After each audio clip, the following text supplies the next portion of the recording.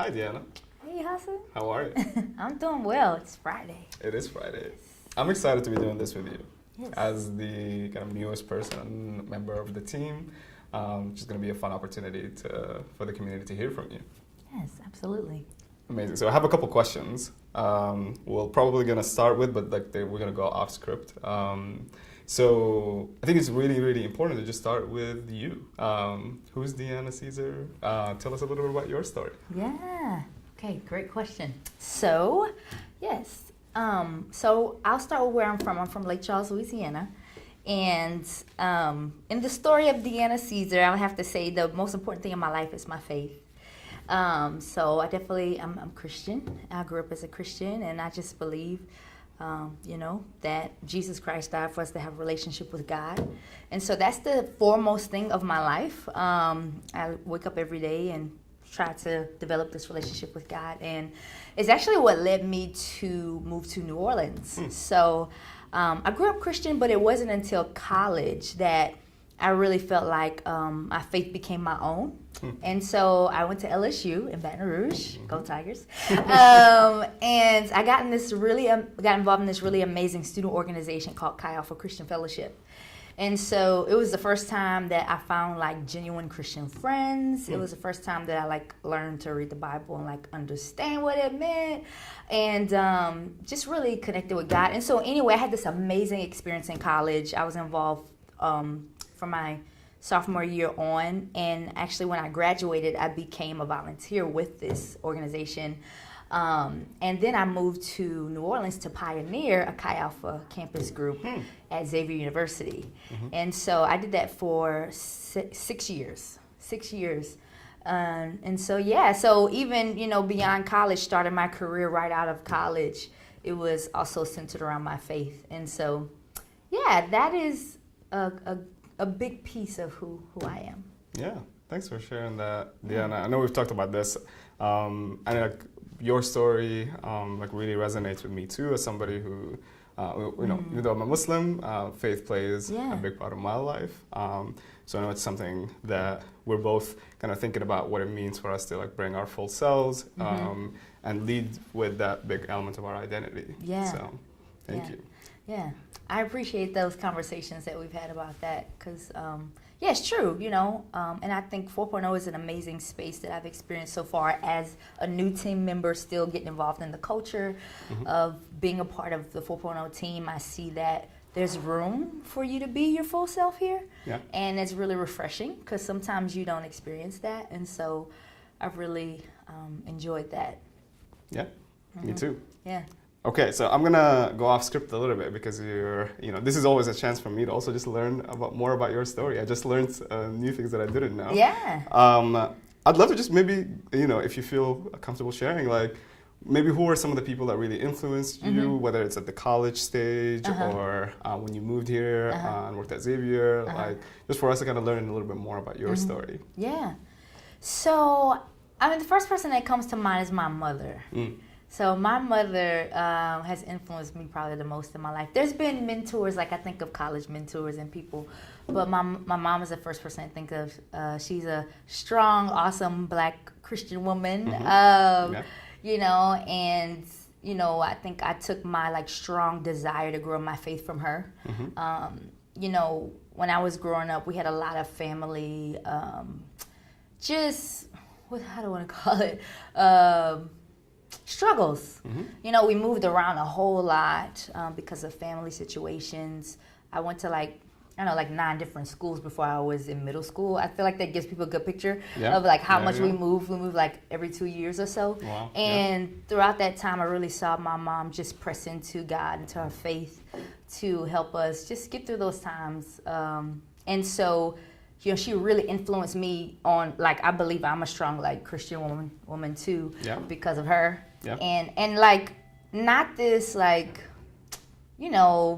you can have, and I used to be a little bit more religious rather than, actual relationship with God.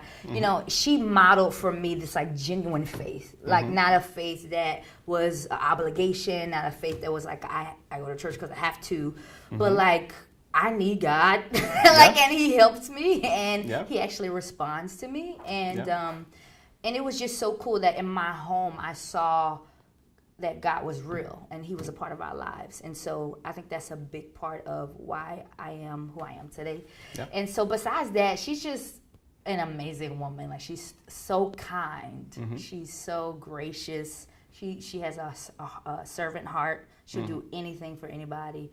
People love her. Like, when people meet me, they're like, "Oh, you're so great," and then they meet my mom, they're like, "Move out of the way! Your mom is the best." Like, that actually kind of happened with my friends one time. I think your mom is amazing. Yeah. So she's like the coolest person in the world, and so I love my mom. Yeah. Yeah. How about you? Who's one of the most influential people in your life? No, I mean, it actually really resonated with me. I think initially I took the question, that I asked even at surface level, and I was like, "Ooh, professional mentors." But if you really, really like ask me a deeper question, it would be my mom. Who, a lot of what you said, what you shared, resonated. Like, my story is very much kind of like an immigrant story. Like, I moved to the U.S. when I was 16. Before that, my mom was a teacher, and like was my first teacher, and continued to be involved, obviously, in my formal education, but also informal, and really just shaped me to be the man that I am today. And a lot of that is influenced through her faith as a Muslim. And when I did move here, my mom wasn't around, my family wasn't around. So a lot of what she would always talk to me about is just, connecting to her, connecting to family, connecting to home through faith. So very much like you, I think I really explored my own religious identity and my own faith when I moved away, and just had to now be in a place where a lot of like deep held beliefs that I had were being challenged, sometimes really well, and which helped me evolve and learn, and sometimes in unproductive ways, which helped me find more conviction.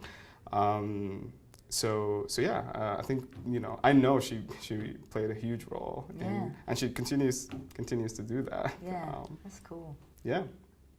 Okay, so from there, I think that's a good jumping off point to just like talk about how your story before 4.0 led you to where you are right now. So why don't you tell us a little bit about what you do at 4.0 and just how that transition has been for you over the last year. Yes. Okay. So I am currently the 4.0 community manager. Yeah.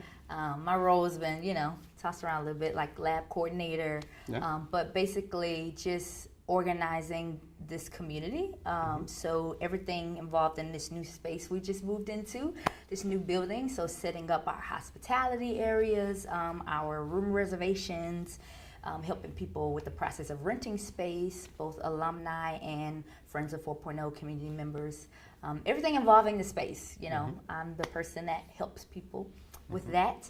And so my story started with 4.0 about a year and 2 months ago when a friend of mine was working with one of the alumni of 4.0 Enriched Schools, told me about this position, this part-time position that was open. And I had just moved on from working with Chi Alpha. I felt like it was a season to move on. And so I was in between jobs, and I was like, oh yeah, I'm looking for something. I would love to do that. So I started working part-time as the office coordinator position. So at the old space, managing the hospitality area, doing support, logistics on events. And so that's how I got introduced to Essentials and Tiny Camp, just observing, doing like background logistics. But this year, full-time position opened up with the right before the new move. I needed a project manager for the move, as well as someone who could establish us getting into this new space and getting the new systems in place and room reservations, all those things. And I was really excited to be considered for that, and came to this role in July. So it's been really cool. It's been really cool. Although I will say that is an understatement. Having worked with you, I just have been so grateful to just see like how you think about hospitality, how thoughtful you have taken us through what I would consider the most complicated project that organizationally we've gone through. going through. You can see the Yes. the construction workers in the back. That was a very, very, very complicated project, and I was just so blown away by your leadership so quickly throughout that. And I'd love to actually just hear you tell more about that story. Like, what were some of the things that you're proud of looking back at it? Maybe some of the challenging moments. If you can kind of give us a little bit of... Yeah, absolutely. Yeah. So yes, the building move was so many things. It was challenging. It was exciting. Yeah. It was a great opportunity to step into something of managing, something greater. Because I had management, experience in the past, but it was like a bigger scale. I was really honored that 4.0 trusted me with that responsibility too. And I just want to give a huge shout out to Cambria Martinelli, who is currently on maternity leave, but has had so much just hand in this transition. And people have thanked me and told me that this move has been so smooth. And I'm grateful that people recognize I did a good job, but a lot of that had to do with Cambria too. So she gave me an amazing setup and start, with this project management. We had lists for days and, support with bringing in a contractor on to help us with a game plan for several months in advance. And so it was just, there was a lot of support to set me up for success, and I really appreciated that. So something I'm most proud of is kind of what you mentioned. It just was a really smooth transition. Nothing went horribly wrong. Everybody had what they needed. Yeah. Even though we came and moved into the space literally in the middle of a construction zone, we were able to come in and get started on work. And one of my main goals was to try to do the move in a way that people didn't have to miss a lot of work days. And so we ended up doing a weekend move and all those kind of fun logistics. But what was most challenging was the week of the move. So I felt really confident, like in July and August when we were, we had months of planning and I had all these checklists and I was chomping away at these lists. But, moving is, when the day comes, it's a very high execution time where there's just a lot of things that have to happen all at once, like some things that you just literally can't do until those couple of days. Yeah. And so that was the most challenging part, and just kind of like, realizing, I think there was one day I was like, wow, I can't be in 4 places at one time. I should have asked for more help. And so I definitely took a couple of lessons away from that too, of like, just, thinking like a teammate, you know what I'm saying? So even though I was doing individual work and I was the project manager to ensure that this went smoothly, that I still was a part of a team, but I think that being even new to the team at that point, I still was maybe functioning a little bit in that part-time role mindset of like, I have a list, this is my thing to do, this is my baby, so to speak, like I'm just gonna get it done. Yeah. But then realizing, especially that week of the move, like, oh my gosh, I should have asked for more help, and it was more of an afterthought. But lesson learned, and I think you can attest that ever since then, I'm like, hey guys, I'm doing this, do you want to sign up? Like, here's a sign-up sheet, here's in 3 weeks from now, here's another sign-up sheet. So I like really quickly learned to do individual work, but think like a team member. Absolutely. So. Yeah, I appreciate sharing that reflection. And yeah, like I saw you continually, as you were having more time with the team, and taking more ownership of the project, kind of going back and like releasing that ownership and like bringing in more people to own the work with you. And to your point, like I've never been part of many, moves before. So this is not only one of the few ones that I've seen, but definitely the smoothest one. I cannot imagine a smoother version. And I'm just excited, as you continue to, craft how you want your contribution to the team look like, and your leadership within the larger organization to look like. I'm excited about what's next. And I totally want to echo what you said about Cambria. It's just amazing to see her really like, take that take this project and set you up to be very, very successful in the project. So with that, I know, for a lot of people who might be hearing this conversation, they might not even know that we moved to the new space, and this is kind of like their first introduction to it. So one of the things that I wanted to make sure we talk about is also just like the story of why we moved to this space and where we're heading with it. So maybe I'll just kick it off with the framing, since that decision happened before you joined the team, and then I'd love for you to now speak into it as the person who's like now building on that decision and making it, the initial ideas, continuing to refine it and set the vision for where we're going to go.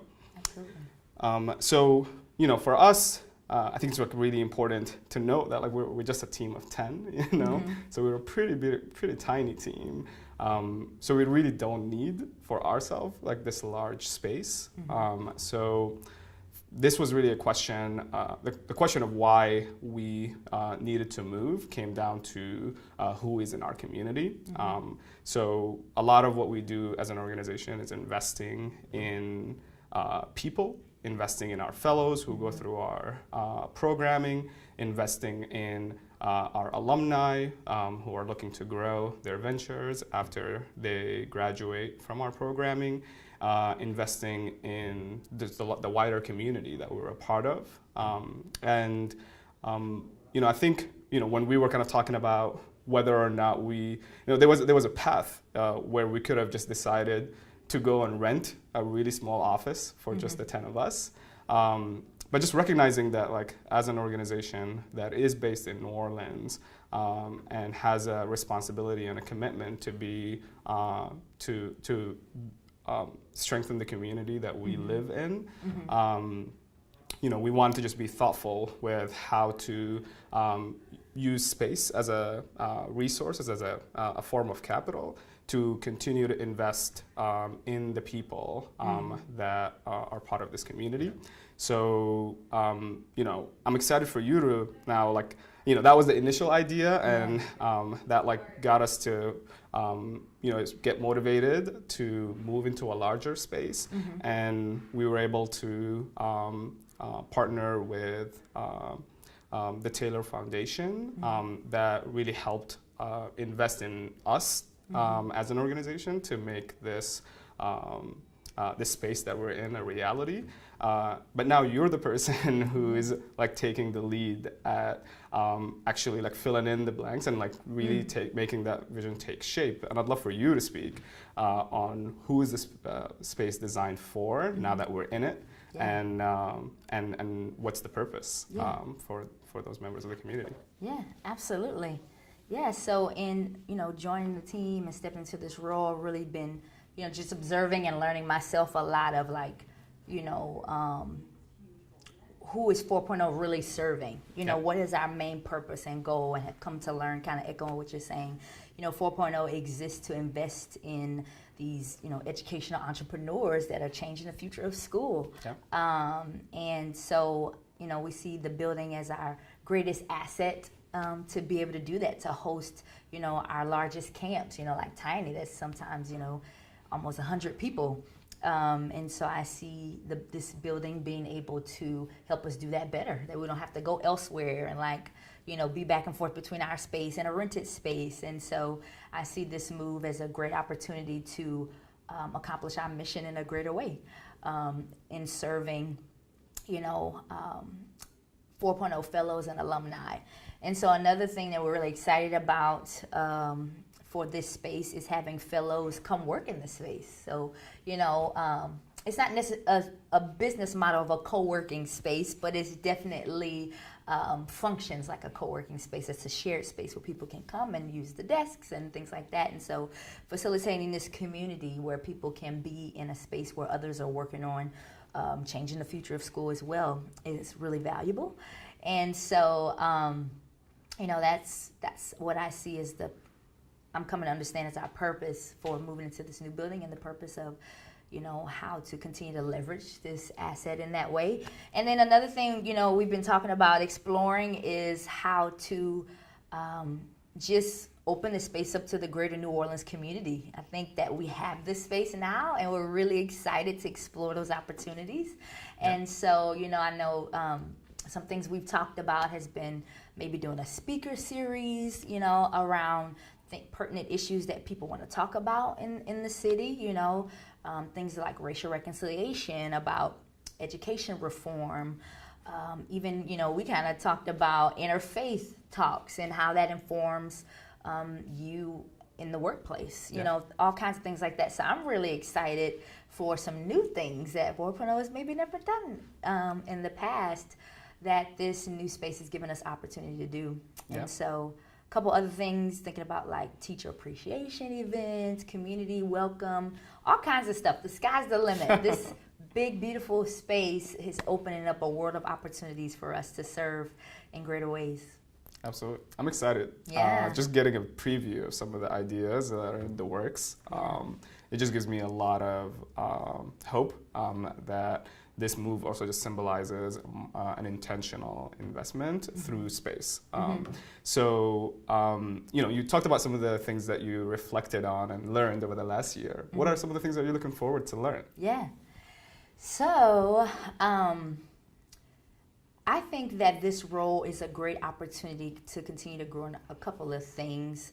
One is just my team skills, kind of like I reflected on earlier of working with a team. I think for a lot of my career after college, I've done a lot of mostly individual work. So even in Chi Alpha, and when I was a campus pastor mentoring students, because I was in a pioneering role, it was kind of just me. I didn't have a team. And so I worked with others doing similar work in the city, but I was the only one at my campus interacting with students. And so I think I'm still learning to think like a team member and do collaborative work, just because for so long it was just me. And so I'm really excited to do that. And along the same lines is just to grow in just general people skills and connecting with people. As a fellow introvert, I always feel like I can, continue to learn how to get outside of my own head and connect and serve others, be more others-centered and less self-centered. And so I'm really excited about that, especially this community engagement opportunity to just connect with leaders in the community, connect with fellows and alumni is going to be great, and just listening to people and hearing their vision and seeing how I can partner with them in this role to help serve them and to learn from them. Being around people and working with people is an awesome way to grow as a person as well. You just rub shoulders with people and you pick up good stuff. And so I would say those two things are what I'm looking forward to learning in the future. Yeah. You just made me think of one of my favorite things that I saw you just organically continue to lead and strengthen, which is just this community, this shared space, and how people work with each other, how to make them feel welcome and comfortable. So I just would love for you to just speak into that, as you were thinking about people moving into this new space, it's not just going to be the 4.0 staff. We have 8 other companies here. Yes. So who are those 8 companies, and just how did you go about starting to build this community in this new space? Yeah. So we have some really great people who work every day with us in the office, and it's so awesome to see their faces every day. We have Electric Girls, we have Camelback Ventures, we have Ed Navigator, Gigsy, Catalyst Ed, we have Project Peaceful Warriors, College Beyond, 1881 Institute. I hope I'm not missing anything. I love that you just rolled it up. We've been working with these people, talking with them. They're so awesome. Yeah. I think that is everyone. Hospitality really resonates with me, and it was something that drew me to the role, and even before in serving in the capacity of just really managing the hospitality part of the office at the old space. I love to think about opportunities for people to just connect organically. And so, one thing we did was the first week of the move, we just had a celebration, where we did some just connecting activities, just simple things. I think that just spending time with people and being in the same room with people and having conversation is one of the best ways to just learn how to just be comfortable with people and get to know them.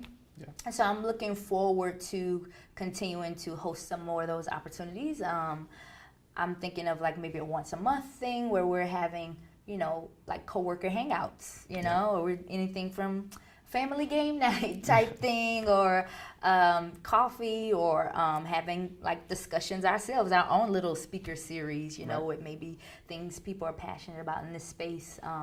So I'm really looking forward to continuing to try my best to facilitate people feeling comfortable and welcome. Another thing I think of is we created a lab user manual.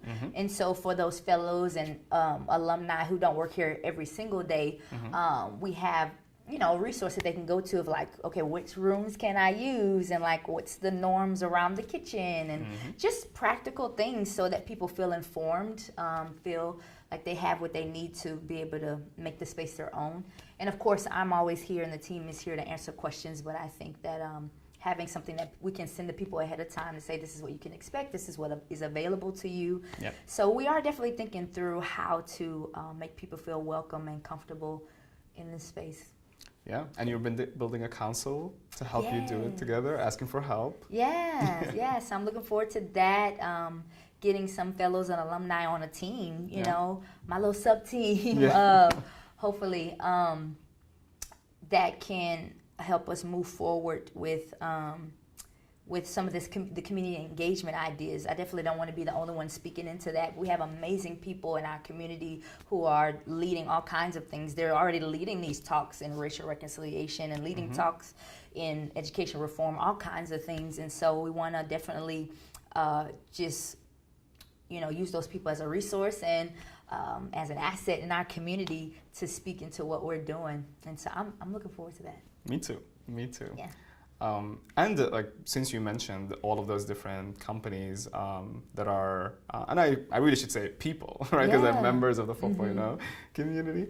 I actually would love for you to talk and speak into how, like, what was the process of choosing the folks who are now part of this space, because I think again it speaks to the intentionality of wanting for this space to feel like a community that has a purpose, you know, versus you know, what is a part of it, which is just a place, an amazing place where people can work together in the shared space. Yeah, absolutely. So a lot of people who are in this space moved over with us from the old space. And so that had a big part to do with it. But additionally, you know, we really thought about kind of going back to what we were talking about earlier, 4.0's main mission. You know, there's a lot of things we do, a lot of like different ways that can look, but our main focus is to invest in these like fellows and alumni, invest in our community that is changing the future of school. And so you know, that played a part in who was just invited into the space to rent space, you know, because we didn't have a like unlimited amount of space. And so we really looked at who else would partner with us in that mission. So people who wanted to also be in the space and contribute back into the community. So we're investing in them, they're investing back in. So you kind of have this revolving door of investment. And so that was really the rationale behind who came into the space. And it is amazing to see, you know, Flor, the founder of Electric Girls, and Paris, the founder of College Beyond, who also happen to be our head coaches for Tiny and Essentials respectively, like in this space. Because again, it's like this physical manifestation of 4.0 continuing to do our job, which is to continue to invest in our community and the community reinvesting in itself. So having alumni coming back and being in the same physical space where new fellows are learning and building their own skills and mindsets. Absolutely, yeah. It's been really cool to see that that investment and people's willingness, you know, to give back. And you know, alumni really are the best people for those roles. You know, like the coaching and things for them to be able to tell fellows going through those experiences, specifically like Essentials and Tiny. Like I was there. and so that's just been really cool to see people's willingness to step into those roles, even though they're continuing to work on their ventures at the same time. And so it's been great. Amazing. Well, Deanna, I enjoyed this. This was really fun. It was. I'm excited for folks to get to know you, for them to reach out to you as you're making this amazing space accessible to the community. I think the last question I have is, one thing that I struggle with is to be able to explain to my mom what I do at 4.0 and what 4.0 does. How do you explain it to your mom? Maybe I'll learn something. I recently, I've done a couple iterations of this. Like when people ask me what I do, like trying to concisely talk about what 4.0 does. Yeah.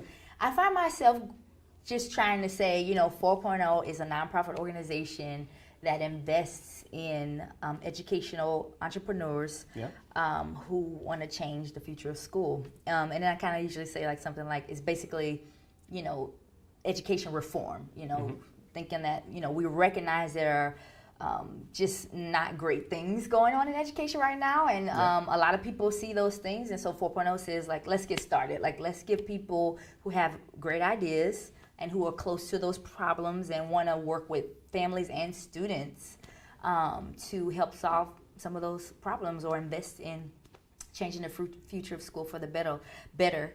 And so, that's kind of how I've explained it to people. It tends to be wordy, but I don't know. It sounds better than what I said. Yeah, what do you say?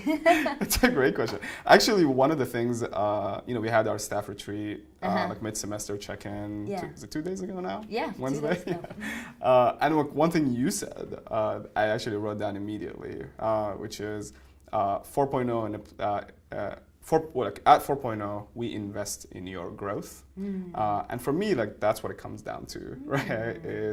That's what happened to me. That's why I stay at 4.0 is because this is where I've grown and have had a lot of people invest in my learning and my growth. And I've been able to reinvest what I've learned back into the community, and I've seen so many others model that.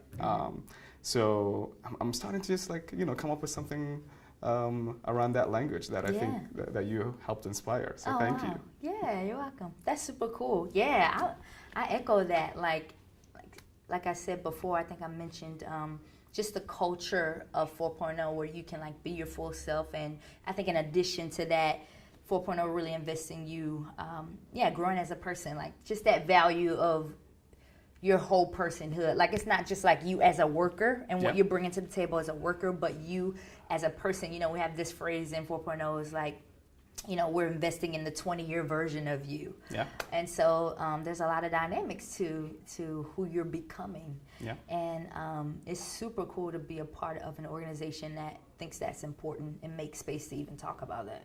Absolutely. So, yeah. Well, I'm honored to be doing it with you and to have a fellow introvert. Yes, exactly. Introvert power. Exactly.